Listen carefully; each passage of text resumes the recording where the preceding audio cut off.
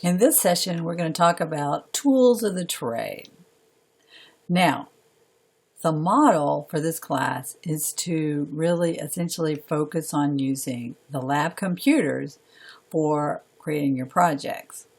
Now, we know the big drawback of using lab computers is that once you use your user account, which you'll need to log in, and you do all this work and you log out, if you store anything on the computer, it's gone. So therefore, what we're going to be doing is using something like these external drives. Here we have an external drive like I was showing you, and it goes into the USB port. Typically these run anywhere between like $65 and $85 for a 1 terabyte drive. And one of the things you should look for if you purchase these is to make sure that it spins at the fastest speed you can get, which in these is 7,200 RPM.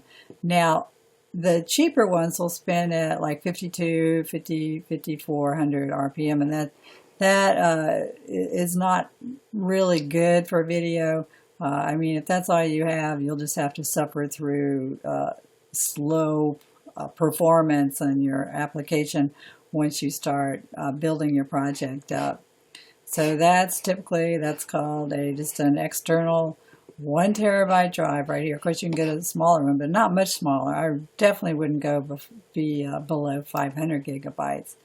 And really, the price difference is so slight. That's why you want to get one of these 1 terabyte drives. Okay. Now, the other thing for storage, because we'd be storing our projects on external drives and running from these external drives, is a lot of people will try their best to use these flash drives. And it may have the storage capability, but it's never going to have the speed. Well, I don't say never, but at this point, the fast ones are just coming out, and they're very pricey, as you can imagine. But please don't use these for editing.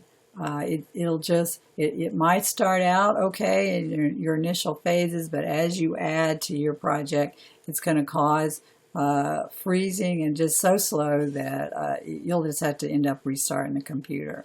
So that's a no flash drives. Now that said, let me show you one other one that has just come out on the market. And it's these right here. Now these look like a flash drive, but actually these are what's called an SSD, or solid state drive. These right now are the racehorses of drives because they have no moving parts, and these are fairly new. Still, the storage is not so great on these at this point, and look at the price. Here's one 480 gigabyte for basically $280.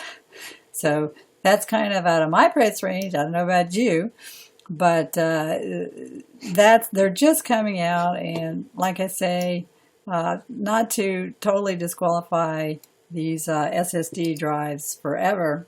I mean these flash drives forever. But as of this moment, it's unlikely that you're going to have one fast enough to use. Okay, and the third thing that we'll talk about is your computer. So the thing about video is all the file sizes are massive, and it takes a lot of power, horsepower, to push those files around. So the three things that we look for in a computer is the RAM, the processors, and last but not least, the graphics card. So most people are not going to buy a laptop with those in mind because that will seriously bump up the price. A fully equipped, like a MacBook Pro, is going to be right around $3,000. So most people aren't going to go that high. And it may be that your laptop will suffice for our kind of projects because we're not using like 4K or anything like that. It may work, but it's still gonna be frustrating. So if at all possible, plan your workflow to try your best to use these lab computers. And finally, I'll just say that iMovie is also available on your mobile devices like your iPhone and your iPad. But if you will learn on a computer rather than those mobile devices, your editing experience will be much less frustrating because of the power and the storage requirements that I mentioned. So these are things to keep in mind before you start. So that's all I have to say about tools of the trade, and so let's move on.